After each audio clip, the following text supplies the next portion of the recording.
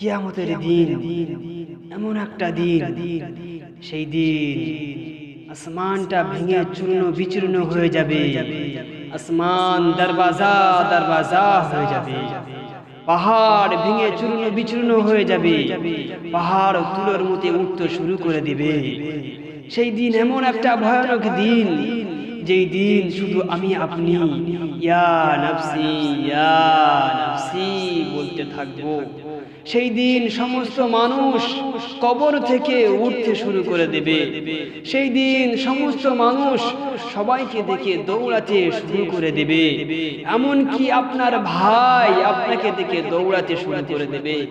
আপনার বিবি, যে বিবির সঙ্গে আপনি দুনিয়ার জিন্দেগি খুবই মোহাব্বতের সঙ্গে কাটিয়েছিলেন, সেই বিবি আপনাকে দেখে পালাতে শুরু করে দেবে। এমনকি যে মা দুনিয়ার জিন্দেগি আপনাকে খুবই যত্নের সঙ্গে ছোট থেকে নিয়ে বড় করেছিলেন, কাল কিয়ামতের ময়দানে সেই মাও তোমাকে দেখে পালাতে শুরু করে দেবে। বাপজি, সোনাচাঁদ বাপজি, বাপু ভাইয়েরা, কিয়ামতের দিন কেউ কাউকে হবে না। কিয়ামতের দিন কেউ কাউকে হবে না। কিয়ামতটা খুবই ভয়ানক দিন। সেই দিন সবাই সবার ফিকিরে ছুটতে হবে। সেই দিন সবাই সবার চিন্তা করতে থাকবে। সেই দিন কেউ কাউকে চিনবে না। সেই দিন কেউ কাউকে চিনবে না। আল্লাহ পাক রব্বুল আলামিন আমার আপনার হায়াতের জিন্দেগি ওই কিয়ামতের দিন একটা করে হিসাব নিতে হবে। একটা করে হিসাব আমাকে আপনাকে দিতে হবে। বাপ, আমি আপনি হিসাব না দিয়ে ছাড় পাবো না।